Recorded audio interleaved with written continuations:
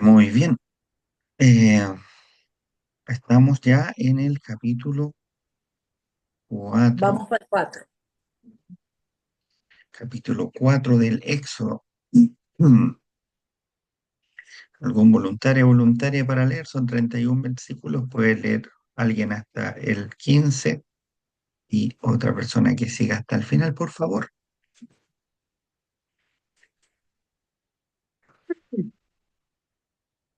¿Comienzo? Ya. El poder dado por Dios a Moisés. Pero Moisés respondió, ¿y si se niegan a creerme y en lugar de hacerme caso, me dicen, ¿no es cierto que el Señor se te ha aparecido? Y el Señor le preguntó, ¿qué tienes en la mano? Un bastón, respondió Moisés. Arrójalo al suelo, le ordenó el Señor. Y cuando lo arrojó al suelo, el bastón se convirtió en una serpiente. Moisés retrocedió atemorizado, pero el Señor le volvió a decir, extiende tu mano y agárrala por la cola. Así lo hizo, y cuando la tuvo en su mano, se transformó en un bastón. Así deberás proceder, añadió el Señor, para que crean que el Señor, el Dios de tus padres, el Dios de Abraham, el Dios de Isaac y el Dios de Jacob, se te ha aparecido. Después el Señor le dijo, mete tu mano en el pecho. Él puso su mano en el pecho y al sacarla estaba cubierta de lepra, blanca como la nieve. Enseguida el Señor le ordenó, vuelve a poner tu mano en el pecho. Así lo hizo Moisés, y cuando la retiró, ya había recuperado su color natural. Y el Señor le dijo, si se niegan a creerte y no se convencen ante la evidencia del primer prodigio, el segundo los convencerá. Y si a pesar de estos dos prodigios permanecen incrédulos y no te escuchan, saca del Nilo un poco de agua y derrámala en la tierra. Y al caer en la tierra, el agua que saques del Nilo se convertirá en sangre.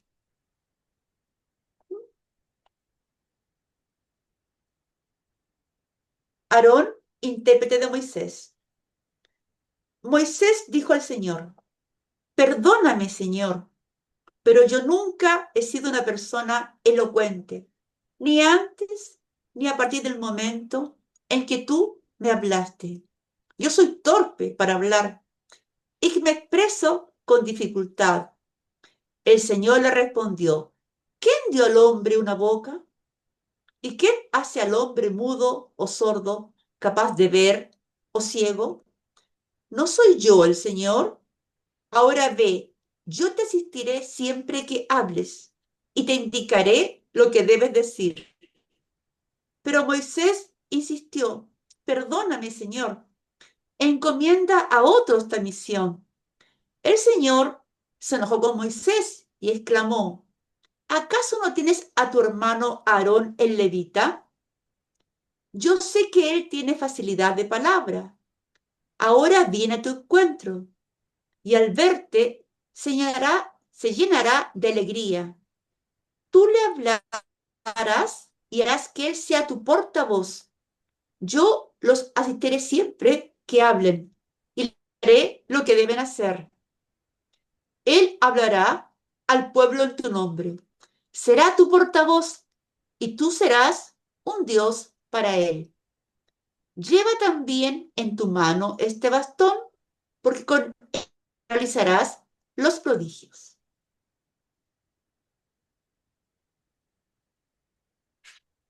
Muy bien, hasta ahí.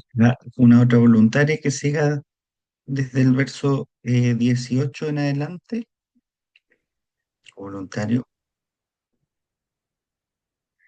El regreso de Moisés a Egipto.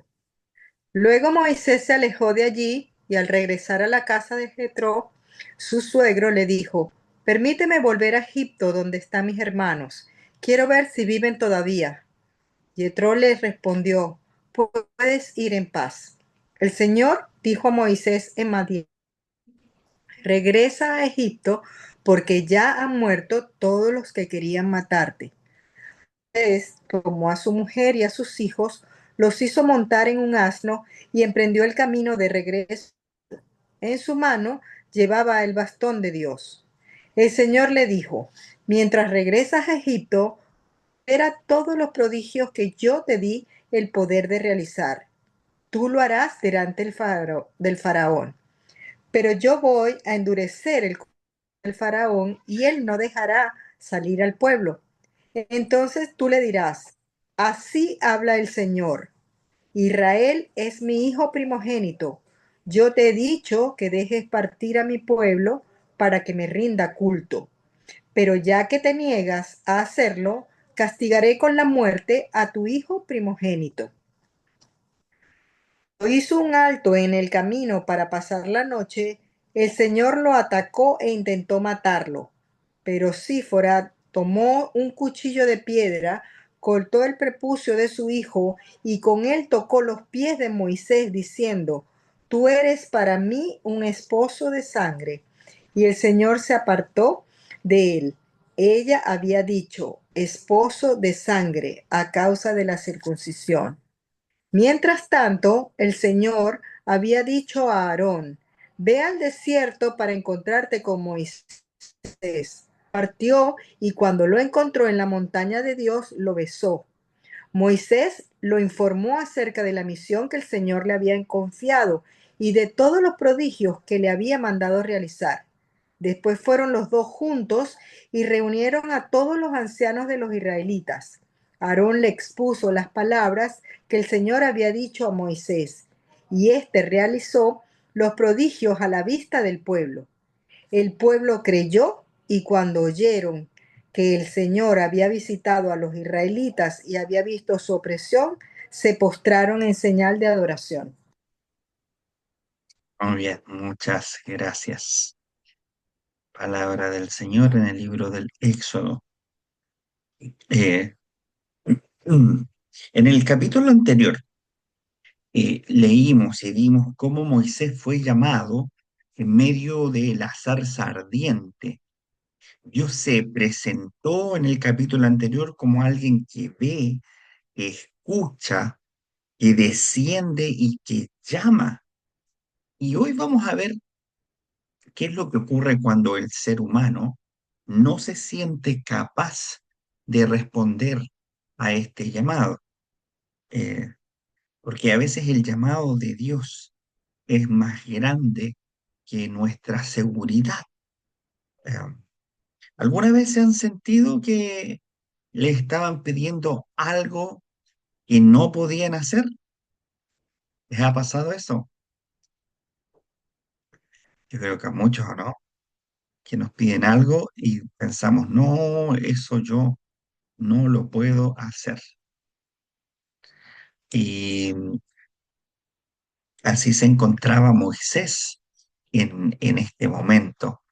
Y es por eso que Moisés, a pesar de todas las muestras que recibe y que ve y estas señales raras, milagrosas, empieza con su lista de objeciones. Moisés responde con una secuencia de excusas. No, no es una resistencia rebelde, sino es un temor paralizante. Le dice Moisés al Señor: no me van a creer. Esto significa que hay una falta de autoridad en su persona o una inseguridad. No me van a creer. ¿Cuántas veces nosotros también pensamos que no nos van a creer si decimos una u otra cosa, a pesar de que eh, sea verdad? Y en especial cuando antes no nos han creído, cuando hemos narrado algo que nos ha pasado en la vida y la gente no nos cree una vez y luego tenemos miedo de volver a decirlo. Yo recuerdo que en la universidad, eh, yo, como les conté, yo estaba trabajando de pastor y mi hijo Lucas era un bebé. Entonces, yo tenía muy poco tiempo para estudiar. Generalmente, no sé si había que leer 300 páginas. Yo, con suerte, alcanzaba a leerlas una vez en ocasiones y mis compañeros estaban, no sé, 11 12 13 horas diarias estudiando y leyendo la materia, no sé, por lo menos unas 20 veces. Y me preguntaban, ¿estudiaste? Y yo le dije, no, yo leí nomás. Dice, ay, eres mentiroso, me decían. Y después yo daba las pruebas y me iba bien, aprobaba. eh, y como que se enojaban conmigo, como que, oye, que eres mentiroso, dijiste que no estudiaste y pasaste igual, eh, chanta, no sé cuánta cosa me decían. Eh, entonces después las próximas veces en que me preguntaban, ¿estudiaste? Yo pensaba, si digo que no estudié, porque para mí leer una vez la materia no era estudiar, eh, y después me llega a ir bien, me van a decir lo mismo, entonces mejor no decía.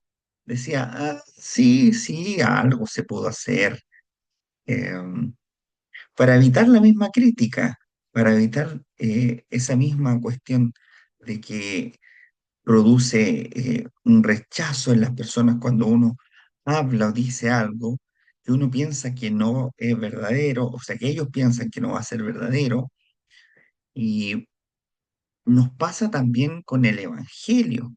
A veces creemos que no nos van a creer de cosas que nosotros podamos contar, de que Dios ha hecho en nosotros o de que Dios tiene el poder para hacer. Y ahí estaba Moisés. No me van a creer, lo que indica una inseguridad, una falta de autoridad. Y en ese sentido, como cristianos, debemos tener conciencia de que tenemos autoridad, de que tenemos un poder, un poder. Lo dice el libro de Hechos en el capítulo 1, que recibirán el poder de Dios, cuando venga sobre ustedes el Espíritu Santo. Y el Espíritu Santo está en todos nosotros, que hemos recibido el santo bautismo. Entonces, a veces nosotros no creemos que tenemos ese poder de parte de Dios en nosotros, poder no para aplastar al otro, no para hacernos ricos, sino que el poder del Espíritu Santo para llevar el Evangelio. Y ahí estaba eh, Moisés, después de que Dios lo removió, le habló, se le presentó de forma maravillosa y seguía dando excusas. No me van a creer. La segunda excusa que él da es, nunca he sido bueno para hablar, no tengo buen bla bla, nunca he sido un hombre elocuente. Otras traducciones dicen, soy tardo para hablar. Algunos sostienen que quizás, eh, tratando de darle un poco de favor a Moisés, que quizás podría haber sido tartamudo. Es como que es la única explicación que encuentran algunos. O puede haber sido lisa y llanamente una excusa. Eh, Nunca he sido un hombre elocuente que proyecta una autoimagen débil, un temor escénico, y es algo que a veces también a nosotros nos pasa. Eh, no, sí, el que habla es el pastor y el resto de nosotros pareciese que no tenemos nada que decir del Evangelio al prójimo, lo cual es un error. porque la gran comisión, el mandato de Dios para todos los cristianos, que aparece ahí en Mateo 28, entre otros textos del Evangelio, es que todos nosotros, los que seguimos a Cristo, prediquemos el Evangelio y vayamos por el mundo anunciando las buenas nuevas.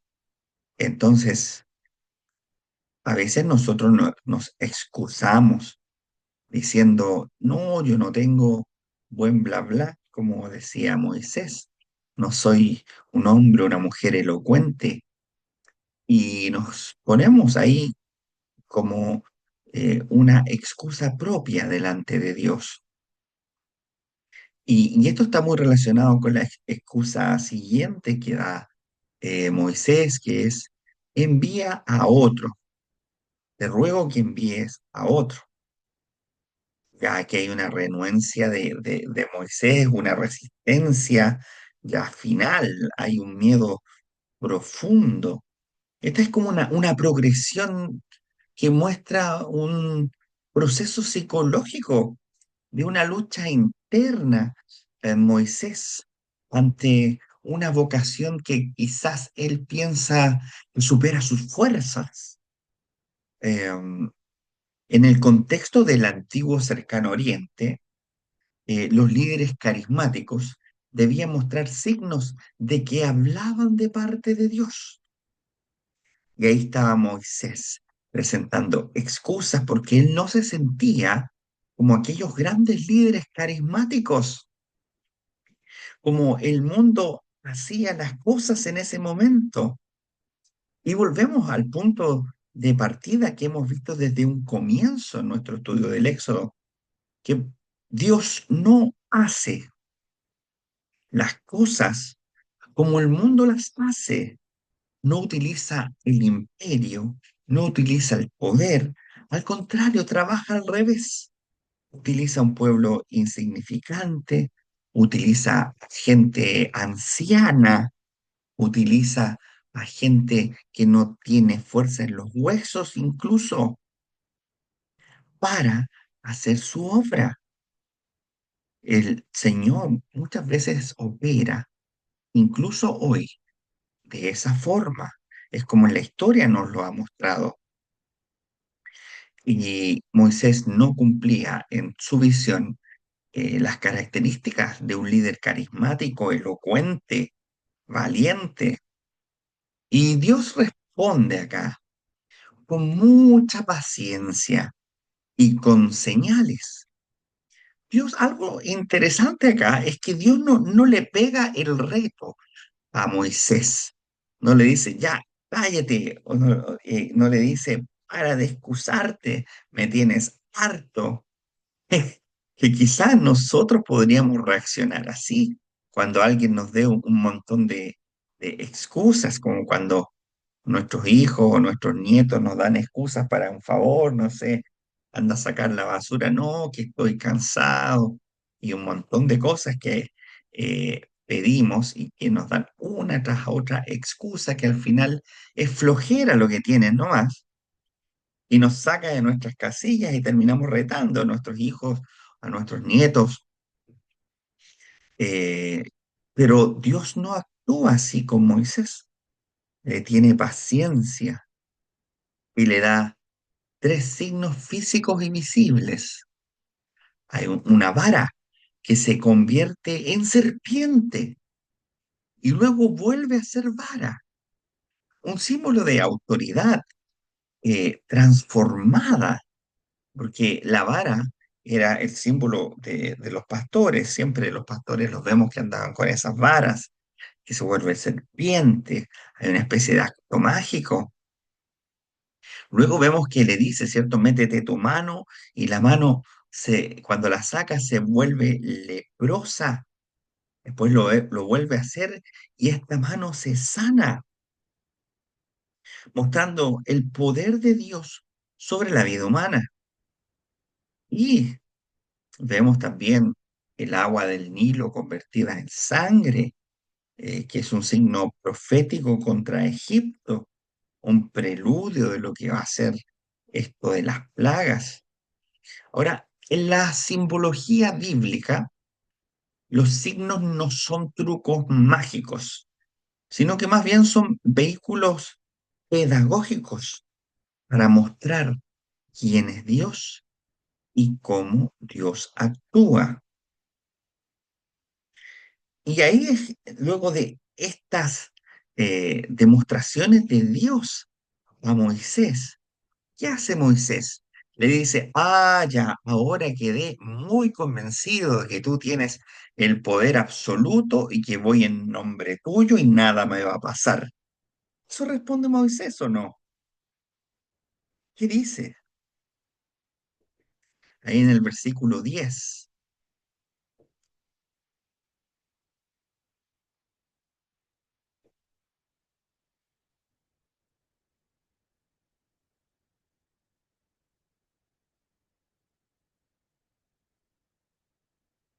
¿Sí? ¿Alguien que me diga qué dice Moisés en el versículo 10? Perdóname, Señor, pero yo nunca he sido una persona elocuente, ni antes ni a partir del momento en que tú me hablaste. Yo soy torpe para hablar y me expreso con dificultad. Se encuentra torpe, se encuentra que no está preparado para una misión tan grande.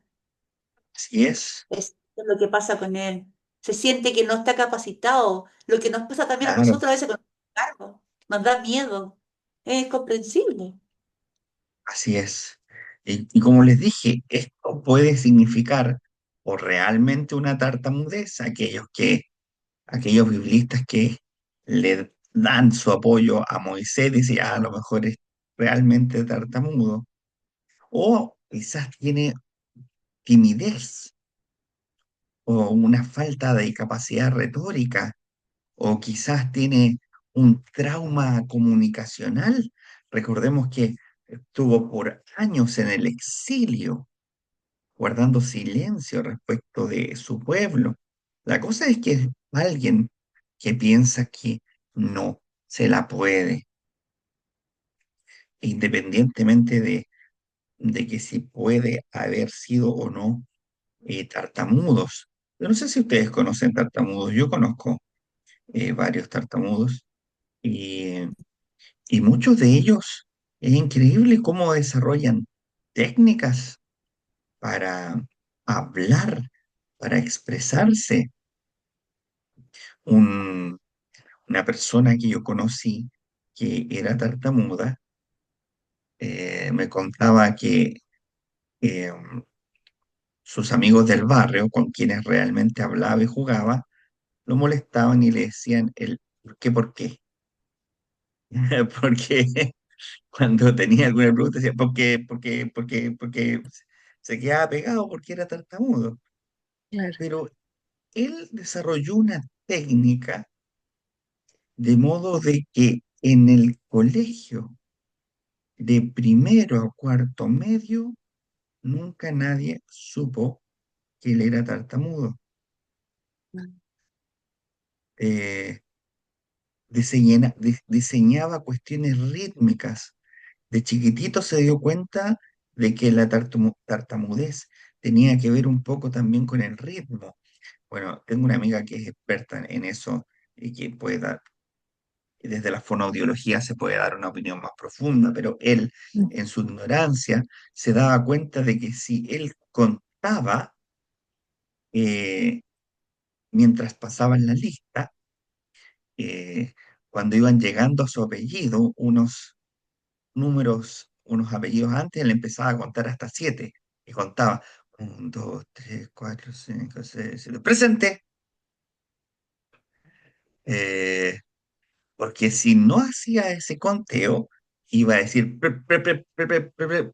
iba a empezar a tartamudear.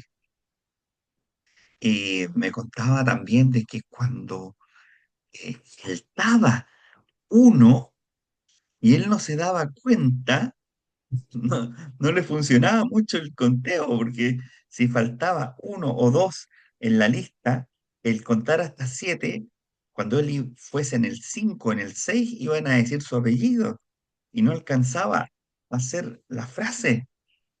Entonces, cuando pasaba eso, decía, aquí. La, la cambiaba porque eso no lo podía, no tenía problemas para decir aquí como sí para decir presente. Y como le dije, de toda su colegiatura nadie se dio cuenta de que él era tartamudo, pero lo es. Creo que eso no se quita nunca, pero han diseñado técnicas para poder hablar. Y así muchas otras personas.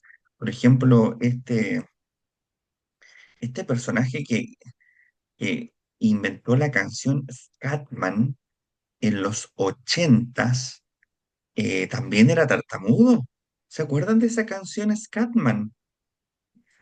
Yo creo que usted no se No, acuerdan, pero el cantante es tartamudo que se llama, bueno, John Scatman, y tiene una canción que se llama Ski Baba no sé cuánto, que todos la han escuchado, es como así, ¿se no acuerdan? ¿No? Es antigua.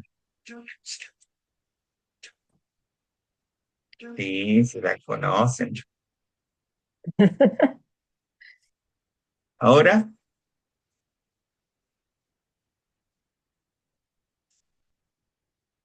no se oye nada. no se oye nada. Ya. No. Es esa que dice para pam, para pam, piba, para pam. Bueno, fue una canción muy famosa. que Le voy a mandar el video después. Eh, Yo tengo una pregunta u observación, no sé. sí, Moisés fue criado en el imperio claro, como el hijo de la hija de- del, del faraón. Él seguro que tuvo acceso a muchos libros, mucha eh, eh, enseñanza, o sea que quizá desde el punto de vista interno es que él no se vio capaz desde el punto de vista de guiar a un pueblo, sino más bien porque el conocimiento lo tenía.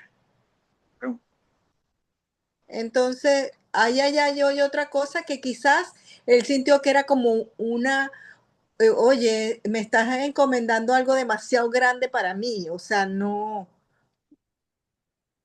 digo yo, porque sí, él no era ningún, o sea, era una persona que sabía cosas.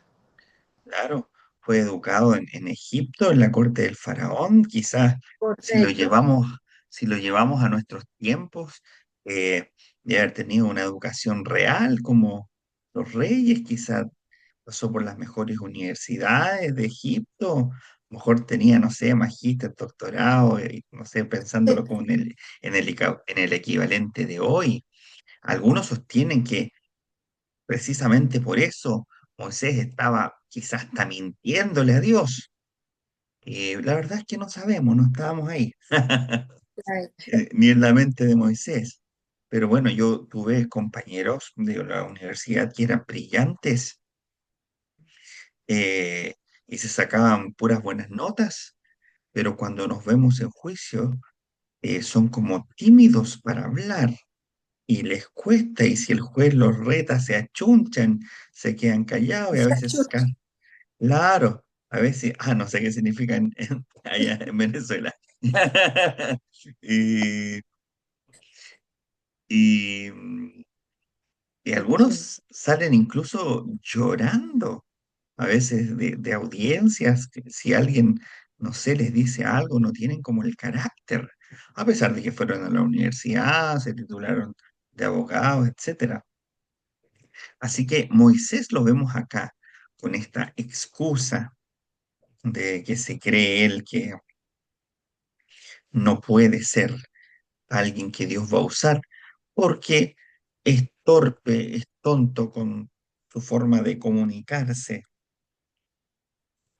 Ahora, esto en un mundo, sí, donde el profeta debía hablar con claridad.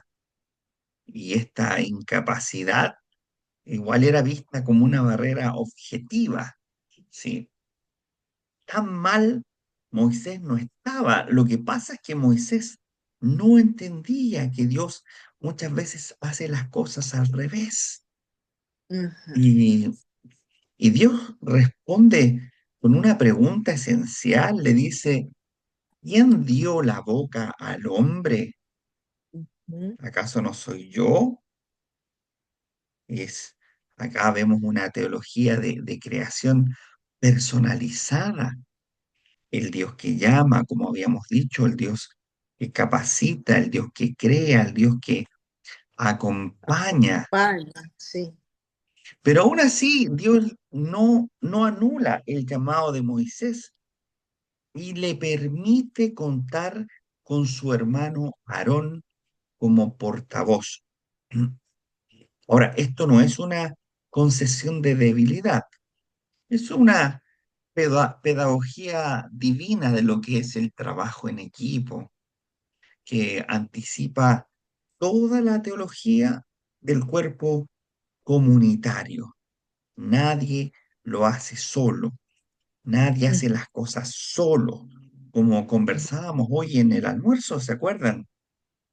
Es importante que nos acompañemos, que nos comuniquemos para poder siempre trabajar como comunidad. Y aquí esto nace también con Moisés y Aarón. Y así es como Moisés parte hacia Egipto con su esposa e hijos. Y Dios le anticipa que el faraón no va a ser muy simpático, eh, pero Israel es su primogénito y Dios lo va a proteger como un padre feroz. Aquí hay un lenguaje que ocupa el texto como paternal, filial, que inaugura una teología de la identidad.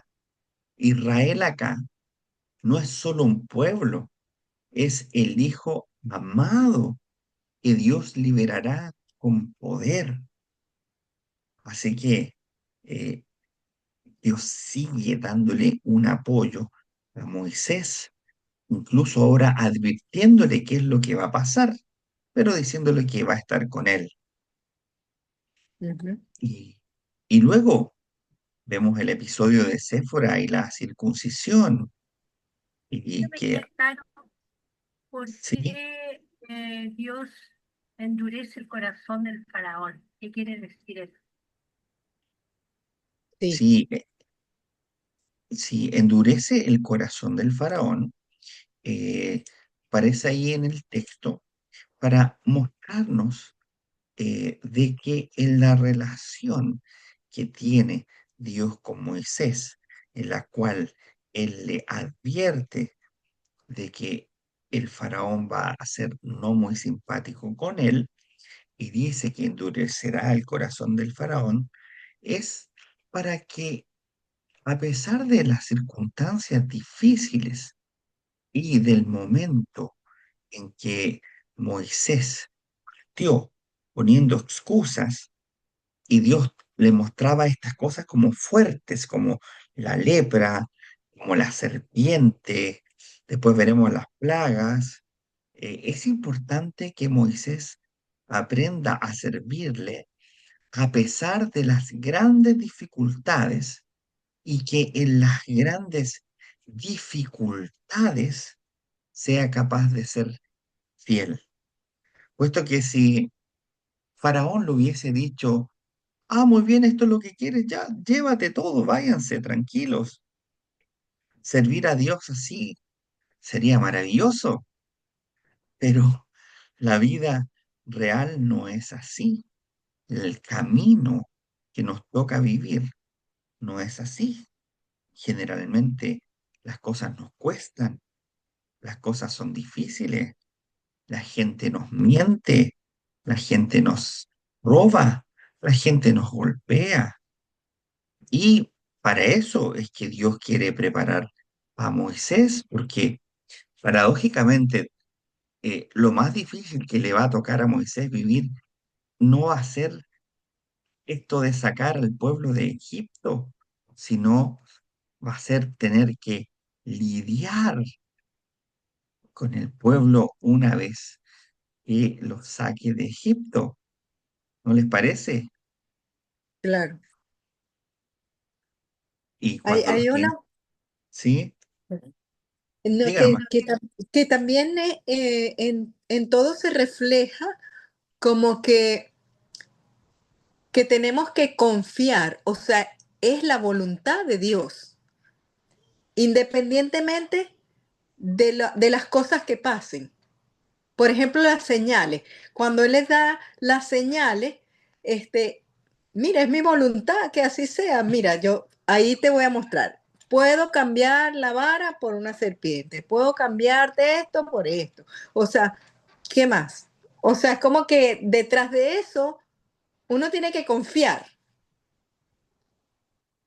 Así es, así O es. sea, no sé. Sí, y en esto también está muy bien lo que comentas, lo que dijo que el corazón del faraón eh, es un endurecido por Dios. Y esto se repite en varias ocasiones de que el corazón se endurece. Y lo dice de distintas formas el texto.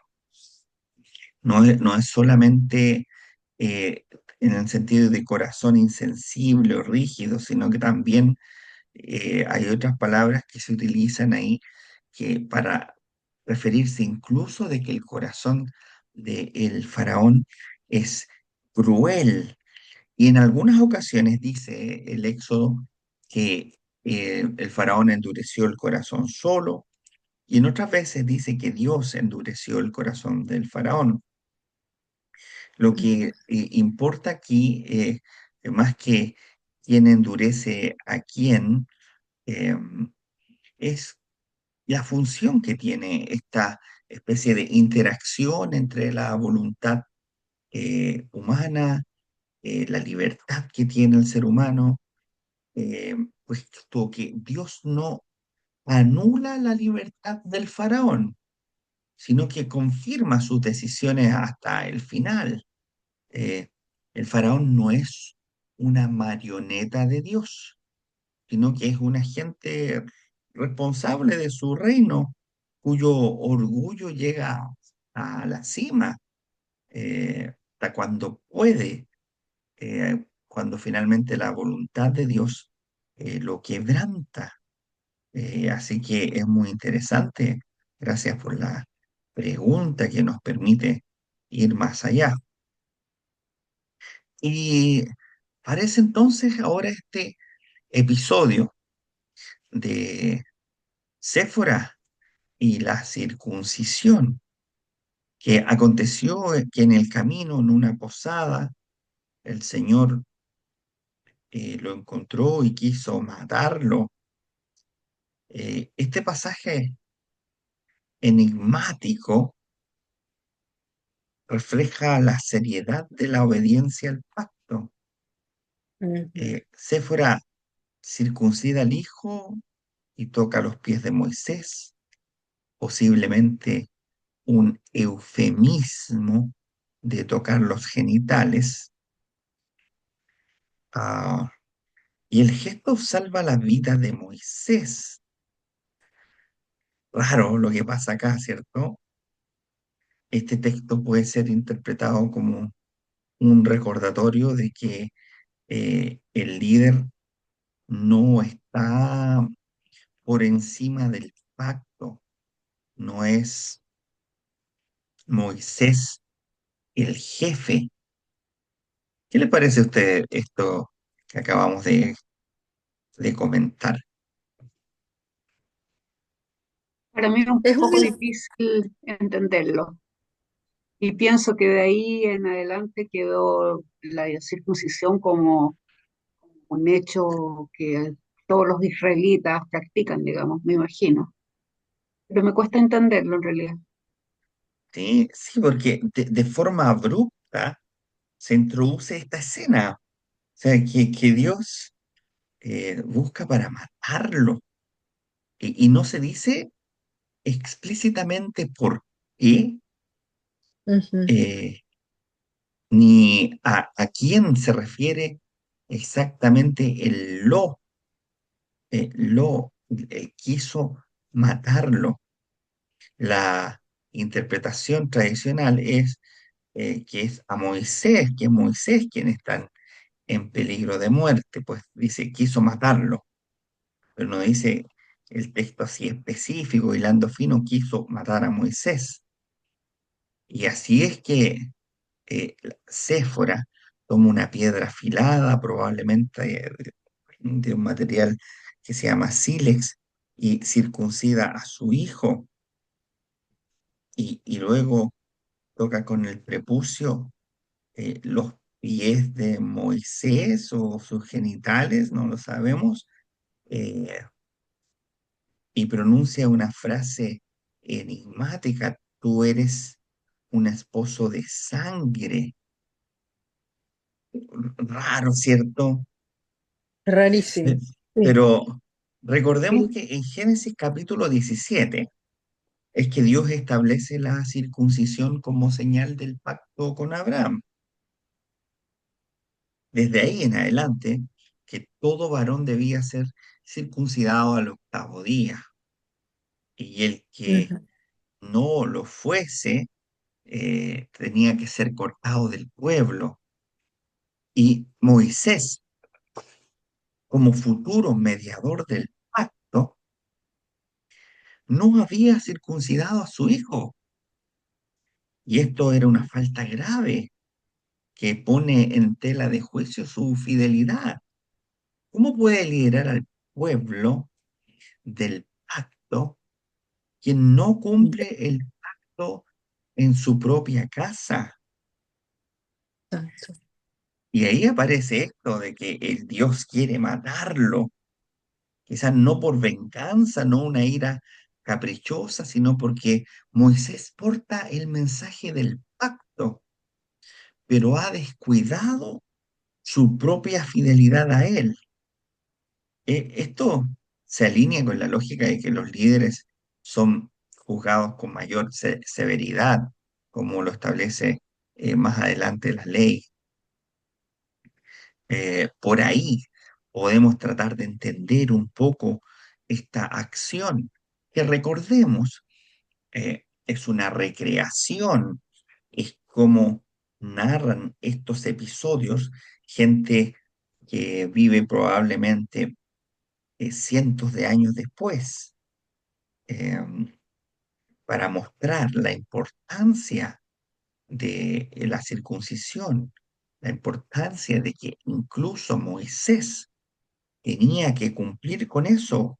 El Salvador, el profeta, el liberador, tampoco se salvaba de esto. Dios incluso lo iba a matar si es que no eh, hacía esta señal del pacto.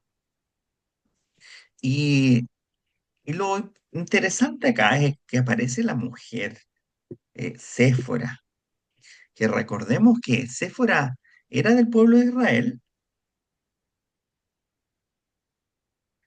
No sé, no sé, no recuerdo. ¿Dónde estaba el pueblo de Israel No, en ese momento? era la hija De un sacerdote. del Ah, sacerdote, ¿cómo se llama? Damián, Dabián, Radián, Madián, un Dabián. sacerdote de Madián. de Eh, Madián. Dabián, ese. claro, que no era un sacerdote israelita. Los israelitas estaban en Egipto. Séfora era una madianita, era de un pueblo extranjero, no era israelita. Y ella actúa con un discernimiento espiritual acá increíble, y con rapidez. Y ella, que no es israelita, se le prende la ampolleta, o no sé, o siente que Dios le habla, le dice algo, no sé, o se acuerda de lo que alguna vez Moisés le contó, de sus antepasados y la circuncisión, y ella es la que va y circuncida al hijo y reconcilia a Moisés con el pacto a través de la sangre. Como les dije, tocar los pies puede ser un eufemismo de los genitales. Eh, el Ajá, acto El acto puede simbolizar una cobertura ritual de Moisés con la sangre del pacto como sustituto del juicio que venía sobre él. Entonces la mujer acá, Séfora, actúa como una mediadora profética, aunque fuese extranjera, como muchas mujeres en el Éxodo, como lo vimos en los capítulos anteriores. ¿Se acuerdan de las parteras? ajá, Ella Sí, ella salva la vida de quien va a liderar la liberación, un esposo de sangre, dice acá, ahora estás unido a mí por sangre, esta alianza nos ha costado sangre, por esta sangre eres verdaderamente mi esposo y parte del pacto. Esto es una señal de restauración. ¿Se dan cuenta lo importante que son las mujeres en la ajá. historia de la salvación? Exacto, sí.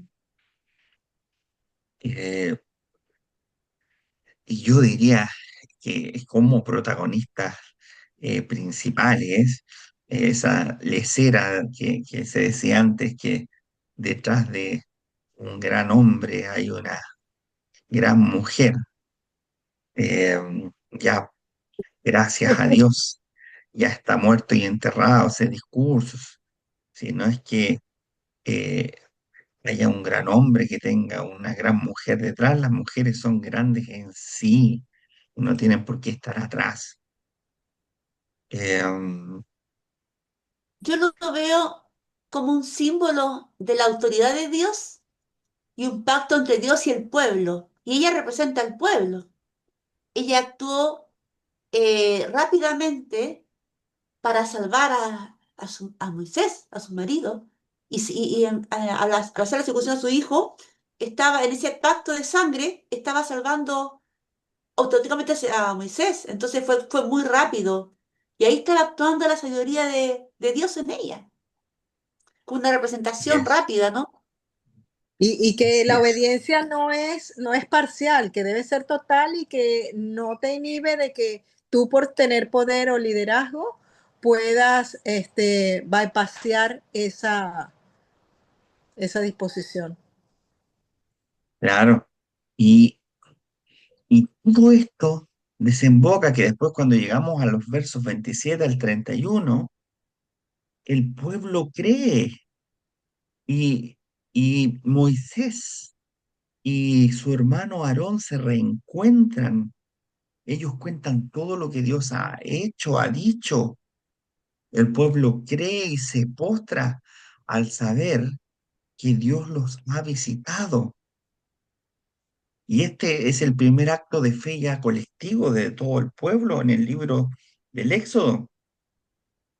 La esperanza comienza a encenderse. Eh, ¿Qué podemos nosotros deducir de este capítulo? ¿Qué conclusiones teológicas, espirituales podemos sacar? Bueno, en primer lugar, hay una lucha interior en nosotros ante el llamado. Moisés nos muestra que no todo llamado es aceptado con entusiasmo. Eh, a veces nos llega por sorpresa. Hoy el pastor Rudy nos contaba un poco de su llamado y de cómo una pastora ahí le dijo, tú tienes que ser pastor nomás. Y bonita la historia que nos contó, pero también podemos ver que en este llamado que recibió nuestro pastor no fue algo así como tan celestial, angelical, de que venía predispuesto a, sino que Dios nos llama a veces en medio de estas circunstancias misteriosas. Y Moisés nos muestra también que dudar, temer, negarse, tartamudear, pueden ser partes de un proceso espiritual. Y Dios no cancela el llamado por las objeciones nuestras, sino que Él atraviesa nuestras objeciones con paciencia y, y así nos capacita, no porque seamos fuertes, sino porque Él está con nosotros. Es una promesa esencial la que le hace a Moisés: yo estaré con tu boca. Dios acepta nuestra necesidad de ayuda y así es como le envía a Aarón, no como reemplazo, sino como una ayuda complementaria. Eh, el llamado no es a ser un héroe individualista, sino ser un cuerpo que se sostiene mutuamente. Con el tiempo vamos a ver cómo Moisés ya va cada vez más ganando eh, confianza e incluso después ya se pone más toro, se pone más enojón cuando vamos a ver cómo después él se enoja con el pueblo y rompe las tablas de la ley, eh, cómo va agarrando él ya mayor personalidad. Eh, el episodio de la circuncisión nos enseña que debemos ser coherentes, debemos nosotros eh, ser consecuentes con el llamado de Dios a nuestras vidas. O en otras palabras, la obediencia empieza en casa, tratar de evitar eso que nos pasa tanto a nosotros aquí. No sé si allá en Venezuela, ya aquí, pero aquí hay un dicho que dice: casa de herrero, Cuchillo de cuchillo palo. de palo. Ujú. Y uno ve, no sé, que en la casa del constructor están todas las cosas, las puertas malas, en la casa en la casa del electricista las luces no encienden, y pasa, y eso es algo que Dios quiere que no nos pase, que no vayamos, por ejemplo, pre- predicando el bautismo y el amor de Dios si nosotros no tenemos la mínima intención de bautizar a nuestros hijos. Eh, y así eh, es lo que nos muestra este texto a través de la figura que Séfora nos pone ahí a la vista. Y en último lugar, podemos decir también que el camino hacia la libertad comienza a veces entre dudas, entre obedecer a Dios de una forma quizá temblorosa, no estando 100% convencidos. Moisés no comienza fuerte, él no comienza como un líder poderoso, comienza con resistencia, con miedos, pero que finalmente camina con Dios. Y eso basta. Dios no espera perfección de nosotros, sino Ujú. que demos pasos con Él. ¿Cuál de las objeciones de Moisés les identifica más a ustedes? Piénsenlo retóricamente. ¿Qué cosa nosotros solemos decirle a Dios? No, yo no soy capaz, no, yo no puedo, manda otro. Eh, yo creo que muchos hemos sentido a veces que Dios nos está pidiendo que hagamos algo que sentimos que no estamos preparados. Y yo creo que también Dios nos ha dado signos de que Él está con nosotros, quizás no la mano con lepra que se sana o la vara que se convierte en serpiente, pero signos en nuestras vidas. Eh, y a quién nosotros en nuestra vida de fe podríamos ver como el Aarón de nuestras vidas. Y en este sentido me refiero a alguien que camine con nosotros en la fe, no a alguien que nos haga la pega, alguien, sí, alguien que camine con nosotros. Y qué podríamos hacer hoy en el ministerio, en la iglesia, en nuestras vidas, en nuestra familia, que sintamos que Dios nos está moviendo a hacer, aunque no tengamos toda la seguridad? Bueno, esta historia de Moisés nos da muchas claves, mucho, mucho para poder reflexionar. ¿Algún comentario o palabras finales que alguien quiera decir o preguntas?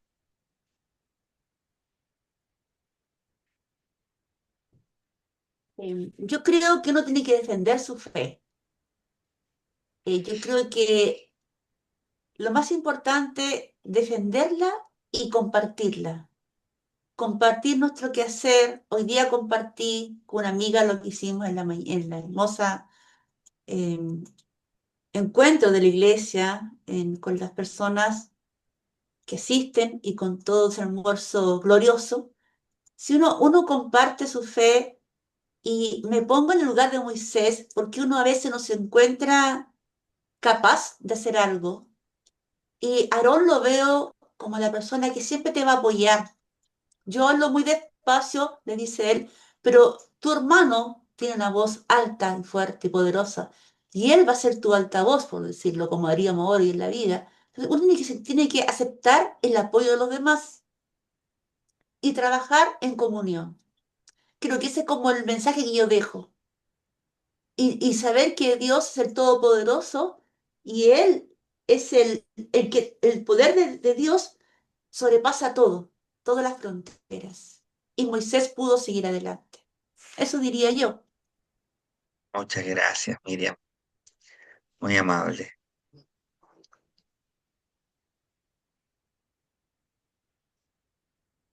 Muy bien. Para terminar entonces, podemos decir que Dios no espera que tengamos seguridad para llamarnos, sino la confianza para dar el primer paso, dar el primer paso. Y esto es en cada nuevo desafío al que Dios nos llama, puesto que nuestra misión aquí en la tierra solo se acaba cuando nos vayamos de esta tierra, no antes. Y solamente Dios sabe y conoce el tiempo. Tengamos una oración.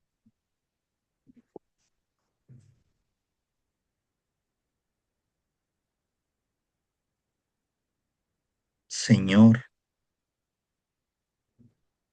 tú que llamas desde la zarza y que no dejas de insistir aunque temblemos, recibe nuestras dudas, nuestros tartamudeos, nuestras excusas. Y cuando no sepamos hablar, habla tú por nosotros. Sigue dándonos signos que nos sostengan y compañeros, compañeras que nos levanten en este caminar. Que como Moisés también tengamos la valentía de caminar hacia lo imposible, sostenidos por tu presencia. Oramos en el nombre de Cristo Jesús, nuestro Señor. Amén. Muy bien. Muchísimas Estupendo, gracias. maravilloso. Muchas Seguimos. gracias, Víctor. Nos vemos entonces para la próxima semana. Preparemos el capítulo 5. Perfecto. Que esté Chao, muy Bien. bien. saludos a todas y a todos. Chao, Chao, chao, chao. Karencita. Nos Chao. vemos. Chao. Abríguense bien. En eso estamos.